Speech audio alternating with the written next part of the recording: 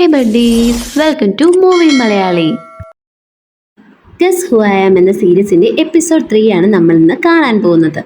കഴിഞ്ഞ എപ്പിസോഡിന്റെ അവസാനത്തെ നമ്മൾ കണ്ടത് ഷെൻ ആണെങ്കിൽ നമ്മുടെ ഹീറോയിനോട് ആ എക്സാം കണ്ടക്ട് ചെയ്യാൻ വേണ്ടി പറയുന്നതാണ്. ഇപ്പോൾ നമ്മളെ കാണിക്കുന്നത് ആ എക്സാം ഹാളാണ്.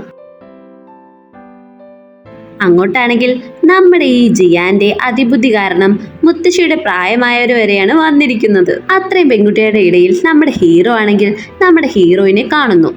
എന്നിട്ട് അവൻ ചിന്തിക്കുകയാണ്, ഇവളെന്താ ഇവിടെ, എവിടെ പോയാലും ഉണ്ടല്ലോ ഈ സാധനം എന്നൊക്കെയാണ് അവൻ ആലോചിക്കുന്നത്. അതിനുശേഷം നമ്മുടെ ഹീറോയിന്റെ ഒരു ഫ്രണ്ടിലെ ഒരു പെൺകുട്ടി, അവളാണെങ്കിൽ വന്ന് ക്വസ്റ്റ്യൻസ് കൊടുക്കുന്നു. ക്വസ്റ്റ്യൻ പേപ്പർ കിട്ടിയതും അവൾക്ക് എന്തെന്നില്ലാത്ത സന്തോഷമായി. കാരണം എന്താ, എല്ലാ ക്വസ്റ്റ്യൻസും ആ ഐലാൻഡിനെ കുറിച്ചാണ്. അവൾ ആ ഐലാൻഡിലുള്ളത് കൊണ്ട് അവൾക്ക് എല്ലാം അങ്ങ് അറിയാം. അതുകൊണ്ട് തന്നെ അവൾ ആ ക്വസ്റ്റ്യൻസിന് ആൻസറൊക്കെ ചടവടയെന്ന് അങ്ങ് എഴുതി തീർത്തിട്ട് ചുമ്മാ ഇരിക്കുകയാണ്.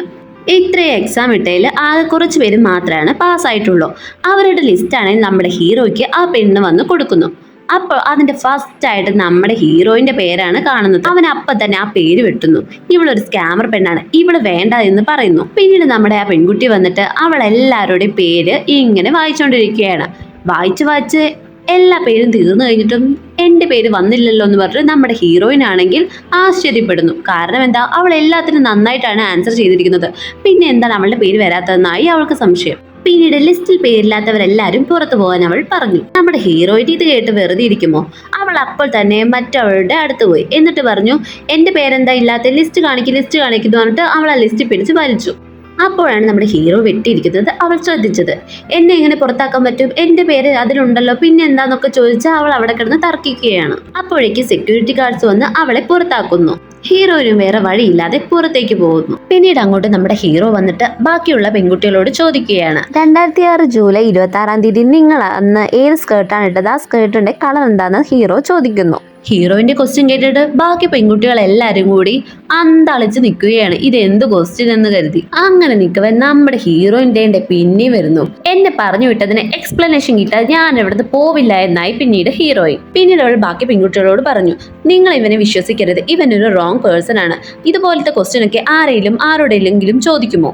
അതുമല്ല, നീ ചോദിച്ചതുപോലെ ഈ 2006 ജൂലൈ 6 പെൺകുട്ടികൾ സ്കേർട്ട് പോലും ധരിക്കാറില്ല. നീ അന്വേഷിച്ചുകൊണ്ടിരിക്കുന്ന പെൺകുട്ടി വേറെ ആരുമല്ല, ഞാൻ തന്നെയാണെന്ന് അവൾ സ്വയം പറഞ്ഞിട്ട് പോകുന്നു. അവളുടെ ഈ ഉത്തരം കേട്ട് ഹീറോ ഞെട്ടുന്നു. കാരണം എന്താ, ആ പടത്തിലെ പെൺകുട്ടിയാണെങ്കിലും അന്നത്തെ ദിവസം സ്കേർട്ട് ധരിച്ചിട്ടില്ല. അവളിങ്ങനെ നടന്നു പോകുമ്പോഴാണെങ്കിൽ അവളുടെ ഫ്രണ്ടിനോട് ഹെഡ്സെറ്റിലൂടെ പറയുകയാണ്, ആ 2006 വർഷത്തിൽ മഞ്ഞിങ്ങനെ പെയ്തുകൊണ്ടിരിക്കുന്ന സമയത്തിൽ ഏത് പെൺകുട്ടിയാണ് ഇങ്ങനെ സ്കേർട്ട് ഇട്ട് ധരിക്കുന്നത്?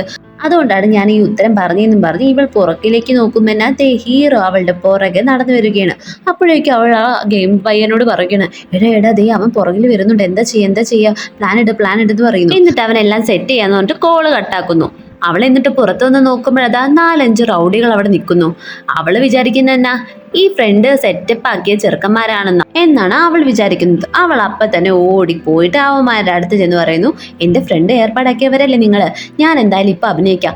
അപ്പോൾ ആ ഹീറോ വരുമ്പോഴത്തേക്ക് നിങ്ങൾ എന്നെ ആക്രമിക്കണ പോലെ ചെയ്യണമെന്ന് പറയുന്നു. പിന്നെയാണ് നമ്മുടെ ഹീറോയിന് മനസ്സിലായത് അവരെല്ലാരും ശരിക്കും ഗുണ്ടകളാണെന്നും അവളെ തല്ലാൻ വന്നിരിക്കുന്നവരാണെന്നും. കാരണം എന്തെന്നോ, നമ്മുടെ സീനിൽ ഫസ്റ്റ് നമ്മൾ കണ്ടില്ലേ, അവളൊരു ടാർഗറ്റിനെതിരെ ഒരു എഗ്രിമെന്റ് പേപ്പറിൽ സൈൻ ചെയ്യുന്നതൊക്കെ, അയാളാണ് അവിടെ വന്നിരിക്കുന്നത്. നീ അന്ന് എന്ത് മായയാടി കാണിച്ചത്, നീ എന്ത് സുന്ദരമായിട്ടായിരുന്നു അന്ന് കണ്ടത്, ഇപ്പോൾ നീ എന്നാ ഇങ്ങനെ ഇരിക്കുന്നത്, നീ എന്തോ എന്നിൽ ചെയ്തു, അതുകൊണ്ടാണ് ഞാൻ ആ എഗ്രിമെന്റ് പേപ്പറിൽ സൈൻ ചെയ്തത്. പിന്നീട് നീ എൻ്റെ ഭാര്യയോട് എന്തൊക്കെയോ കാര്യങ്ങൾ പറഞ്ഞിട്ട് എന്നെ ഡിവോഴ്സിൽ വരെ എത്തിച്ചു, നിനക്കുള്ളത് ഞാൻ തന്നിരിക്കുമെന്ന് പറഞ്ഞുകൊണ്ട് അയാൾ അവരോട് പറയുന്നു ഇവളെ ആക്രമിക്കാൻ. ആ ടാർഗറ്റ് അങ്ങ് പറഞ്ഞതും എല്ലാതും കൂടി അവളെ ആക്രമിക്കാൻ എത്തുന്നു. അപ്പോഴത്തേ നമ്മുടെ ഹീറോ ആണെങ്കിൽ എവിടുന്നോ അങ്ങ് പറന്ന് ഓടി വരികയാണ്. എല്ലാത്തിനെ അടിച്ചിടിച്ച് അവനാണെങ്കിൽ ആ ടാർഗറ്റിനും കൊടുത്ത് 2 അപ്പോഴത്തേക്കും നമ്മുടെ ഹീറോയിൻ അതാ പോലീസിനെ വിളിച്ചു. പോലീസ് വണ്ടിയുടെ സൗണ്ട് കേട്ടതും എല്ലാരും ചറ പറന്ന് ഓടി. അപ്പോഴാണ് നമ്മുടെ ഹീറോയിൻ ശ്രദ്ധിക്കുന്നത്, നമ്മുടെ ഹീറോയിന്റെ കയ്യിൽ നിന്നും ബ്ലഡ് വരുന്നു. അയ്യോ, നല്ലപോലെ കൈ മുറിഞ്ഞിട്ടുണ്ട്, അവൻ എന്തായാലും ഫസ്റ്റ് എയ്ഡ് കൊടുക്കണം എന്ന് പറഞ്ഞ് അവൾ അവനെ വലിച്ചുകൊണ്ട് പോകുന്നു. നമ്മുടെ ഹീറോയിൻ ആണെങ്കിൽ ഹീറോയിൻ ഇങ്ങനെ ട്രീറ്റ് ചെയ്തുകൊണ്ടിരുന്ന സമയത്ത് അവൻ ചോദിച്ചു, കഴിഞ്ഞ ദിവസം ബാറിൽ വെച്ച് അയാളല്ലേ നിന്നെ കല്യാണം കഴിക്കാമെന്ന് സമ്മതിച്ചത്, പിന്നെ ഇതിനാണ് ആൾക്കാരെ കൂട്ടി അവൻ വന്ന് നിന്നെ തല്ലാൻ നോക്കിയതെന്നും. അങ്ങനെയൊന്നുമല്ല, അയാളുടെ ഭാര്യയാണെങ്കിൽ അയാൾ നിന്നും ഡിവോഴ്സിനുള്ള എഗ്രിമെന്റ് സൈൻ ചെയ്യണമെന്ന് എന്നോട് പറഞ്ഞു.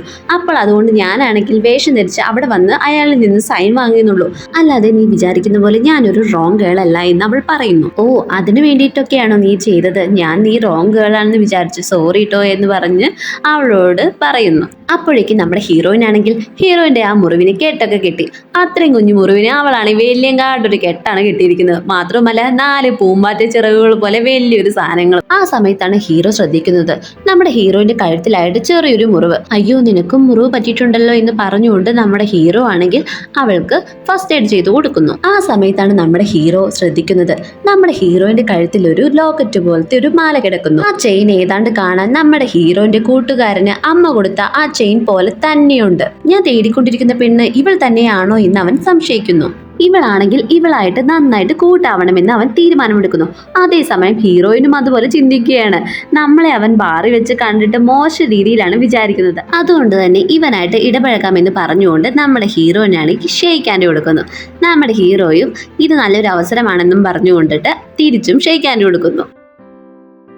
അങ്ങനെ ആ സീൻ അവിടെ കട്ടായിട്ട് പിന്നെ നമ്മൾ കാണുന്നത് നമ്മുടെ ഹീറോയിനാണെങ്കിൽ അവളുടെ 2 ഫ്രണ്ട്സിനോട് സംസാരിച്ചുകൊണ്ടിരിക്കുന്നതാണ്. ഇന്നത്തെ ആ സംഭവത്തോടു കൂടി അവൻ വിചാരിക്കുന്നത് അവൻ തേടിക്കൊണ്ടിരിക്കുന്ന പെണ്ണ് ഞാനാണെന്നാണ്. അങ്ങനെ നമുക്ക് അവന്റെ കഴുത്തിലുള്ള ആ ലോക്കറ്റ് അടിച്ചു മാറ്റാമെന്ന് അവരോട് പറയുന്നു. അതേസമയം നമ്മുടെ ഹീറോ ആണെങ്കിൽ അവന്റെ ഫ്രണ്ട്സിനോടും പറയുകയാണ്, അവൾ എന്നെ ഒരു റോങ് പേഴ്സൺ ആയിട്ടാണ് തെറ്റിദ്ധരിച്ചു വെച്ചിരിക്കുന്നത്. അതുകൊണ്ട് അവളുടെ മുമ്പിൽ നല്ലൊരു ആളായിട്ട് അഭിനയിക്കണം.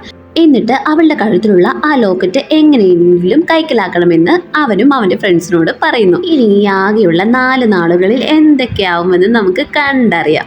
ഇപ്പോഴാണ് ഈ ഡ്രാമ കുറച്ച് ഇൻട്രസ്റ്റ് ആയത് അല്ലേ? ഞാൻ ആ ചെയിൻ നേരെ കണ്ടിട്ടില്ല.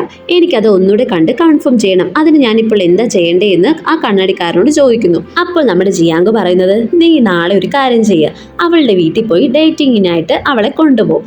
എന്നിട്ട് ആ ചെയിൻ എങ്ങനെയും നോക്കി കൺഫേം ചെയ്യാൻ അവൻ പറയുന്നു. അവൻ പറഞ്ഞതുപോലെ നമ്മുടെ ഹീറോ ആണെങ്കിൽ പിറ്റേ ദിവസം അവളെ കാണാൻ വേണ്ടി പോകുന്നു. ആ സമയത്ത് തന്നെ നമ്മുടെ ഹീറോയിൻ ആണെങ്കിൽ വേസ്റ്റ് കളയാൻ വേണ്ടി വരികയായിരുന്നു.